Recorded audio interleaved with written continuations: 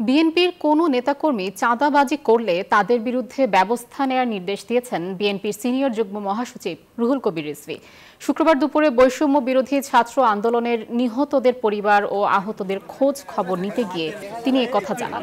বলেন, অনৈতিক কর্মকাণ্ডের সাথে জড়িত ৫ শতাধিক নেতাকর্মীকে দল থেকে বহিষ্কার সহ মামলা করা হয়েছে।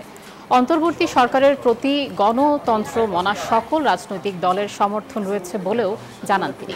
এর আগে আন্দোলনে নিহত ও আহত পরিবারের হাতে নগদ অর্থ ও উপহার সামগ্রী তুলে দেন বিএনপির এই সিনিয়র নেতা। Redmi 13 স্টাইল বানাই দুনিয়া কাঁপায়।